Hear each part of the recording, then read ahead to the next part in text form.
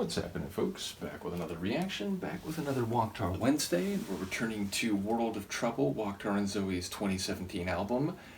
And the next track is, and I want to make sure I have the phrasing right, they to me and I to them.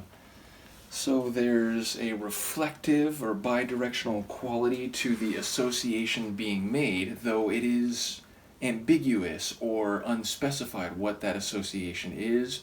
But there's an indication of a parallel symmetry, so I wonder who they are, of course, and what the nature of this reflection or symmetry is. And I wouldn't be surprised if there's an inherent critique or an irony or some incisive perspective in that, meaning if someone is criticizing another person, but that criticism could be turned around on them, or a reflection that despite being separate people or maybe being on different sides of a fence, there is a similarity in perception or action. So I do wonder how it'll play out in practice. I'll try to catch what I can. This is Waaktaar and Zoe. The track is They to Me and I to Them, and it's from the 2017 album World of Trouble.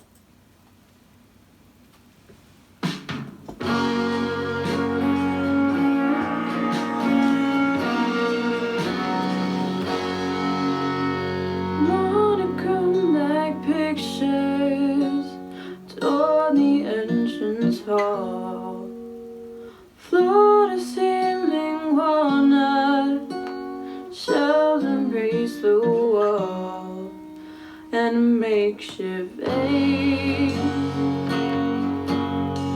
is tucked behind the door, put there once and forgot about, I'm sure.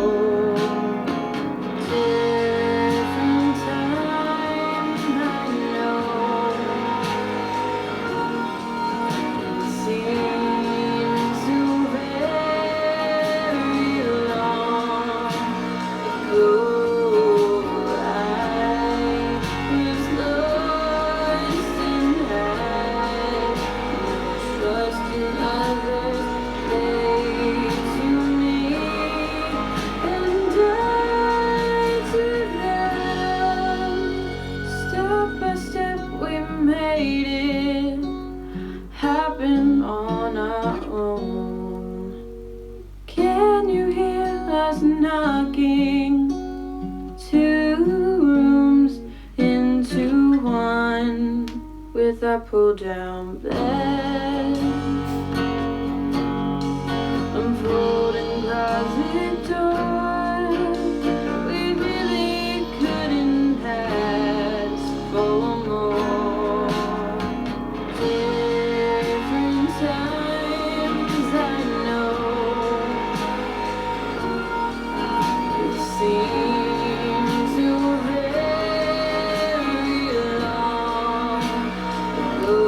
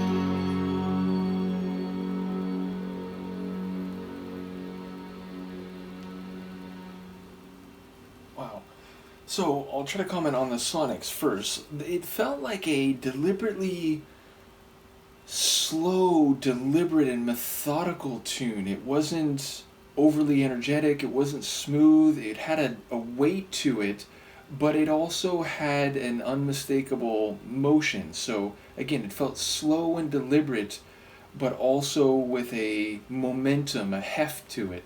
So, yes, ultimately the Sonics had a bit of a throwback feel, and yet there were elements, not just that wicked dissonant backing synth, which was heard, I think, mostly in the chorus, or at least that's when my brain noticed it. I especially like that detail. But even the sound overall had a bit of this effect on it. I'm not sure how to describe it. Not like it was muffled, but like it had this electric gloss over it. So it didn't come across as sharp and crisp and very pointed, but had like this haze over it, I guess is the best way I can describe it. And maybe it even got more like that the more the track went along. But yeah, ultimately the Sonics had a bit of an electric touch, not just that dissonant backing synth, but there were a couple elements. Again, even Zoe's voice had a bit of that electric haze over it.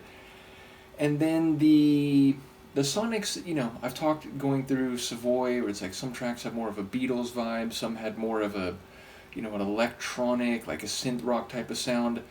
I'm really curious how to characterize this, but not only did it sound a bit throwback mixed with modern, but it felt less rock and more like art pop. Again, I'm trying to find the appropriate terminological description to fit what my brain is thinking. But yeah, like somewhere in a like electronic rock meets art pop type of sound. I do enjoy what I caught from the lyrics, though I'm not quite sure what's happening. One, it feels reflective. I think we're talking about a previous time that feels like a long time ago, which is interesting because Zoe being notably younger than Paul, to hear her voice talk about this earlier era that's long gone, and maybe, I think, in the way that people trusted each other, I to them and they to me, there's a bit of a, I don't know, irony is the right word, but it's like, there's a bit of an amusing apparent mismatch where, a young person is talking about the way things used to be, and sort of an old time that isn't that way any longer. But yeah, so I'm not quite sure. There was like the two rooms that turn into one with a fold down bed and a closet with opening doors. Like that's obviously a very visual reference, and I think there was a contented attitude, like, oh, that's all we need, that's everything we'd ever need. So maybe there's a simplicity that, like, now people want more. They want, a fancy, spacious, luxurious place, whether that's more literal or conceptual. And it used to be like, oh, if you just had a roof over your head and, a simple place to make your life and, to have your family in, then that's what people used to need. And there was an inherent trust, which, if I'm reading that part about trust correctly, it does remind me of a punk rock tune called Old Man by 10 Foot Pole, where the old man is telling the narrator about this time when, no one locked their doors, and that's just the way things were. But once that trust is gone, you can never get it back again, and you'll lock your doors, and the world won't seem the same comfortable, inviting place that it used to be. So if I'm reading part of the lyrics here correctly, it feels like maybe there's that sentiment, but again, maybe with an amusing or even ironic twist, in that it's a young woman singing that, not this old man on his porch telling a younger generation, oh, it used to be like this. So yeah, it feels, again, reflective, but in contrast with what is happening now.